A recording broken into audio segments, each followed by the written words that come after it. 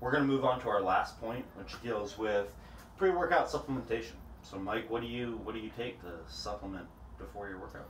Well, I do take a traditional kind of pre-workout powder. Kind of piggybacking on what we said about liking to eat clean. I think it's interesting when I see people who eat very clean and then they take supplements with all kinds of just nasty garbage, preservatives, artificial flavors, colors, sweeteners, all that. For me, I don't respond well to artificial shit like colors and sweeteners. That's what makes it sit in my stomach and makes me nauseous. So I like to use what's called clean pre-workout. It's made by Trace Minerals Research. It's a combination of, it's got some, branched chain amino acids, creatine, things like rhodiola, beta-alanine, things that I like to say give you real muscular energy as opposed to something that's loaded with a shitload of stims that just makes you feel like you have a lot of energy, but doesn't actually give you true, additional muscular endurance. Something like creatine actually does. It will help with ATP production and actually give you more reps. Whereas, those stims will make you feel all jacked up and that's great, I guess, if you like that. But it's not actually giving you anything at the cellular level in terms of giving you more in the tank. I add to that additional BCAAs and glutamine because of their particular ability to blunt, lactic acid buildup, increase your lactate threshold. Branched chain amino acids get metabolized pretty much directly in the muscle cell, so it's going to help prevent some muscle breakdown and help prevent you going into catabolism, quite as quickly. I also add DAA or D-aspartic acid. It's a natural test booster pre-workout as well. So for all my supplements, actually, I use Granite, obviously. Again, I mentioned this before. Granite, owned by John Meadows, Ed Coog, great guys. I really trust them.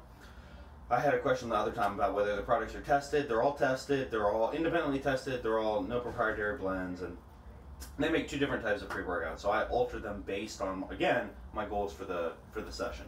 So the arc reactor is more of a pump type stimulant.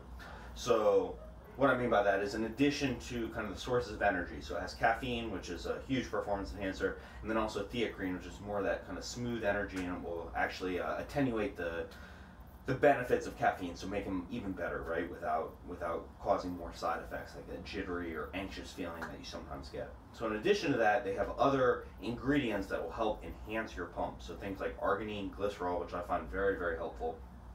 Also beta-alanine, which I won't lie, a lot of people like. There's some science behind it. I haven't noticed many benefits, but I do notice that when I take the arc reactor, my pumps are just crazy. And so generally when I'm doing an upper body session, I really, really like that because that additional pump makes me feel like I can get much, much tighter, which is just crucial, right, whenever you're lifting.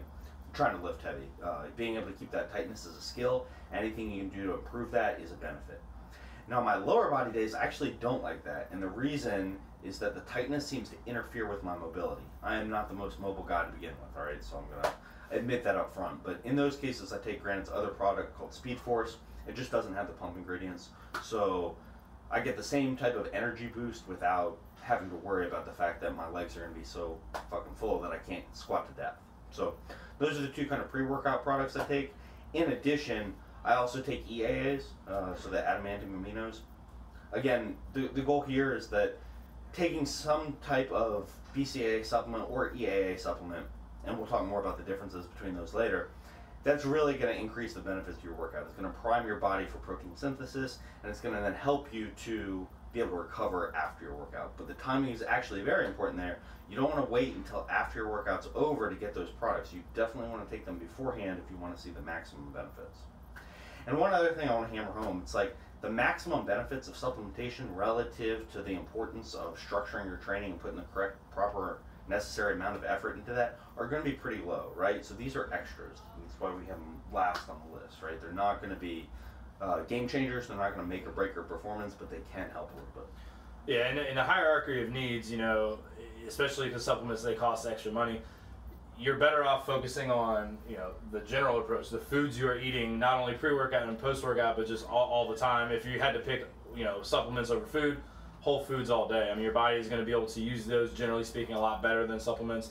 But supplements can augment what you're doing pretty well. This is what I like to say about supplements is it's a sort of thing where, at the end of the year, instead of gaining 5 pounds, maybe you gain 8 pounds. So, of muscle. So like it's gonna over the long term provide a pretty significant benefit. But yeah, in the acute short term, it's not gonna make or break your performance.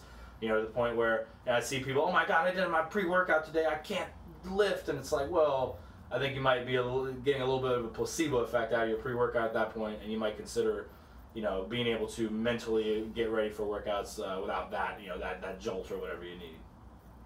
So I think that's all we have for today. I hope that was an informative video. Stay tuned for intra-workout and post-workout nutrition, and thanks for watching.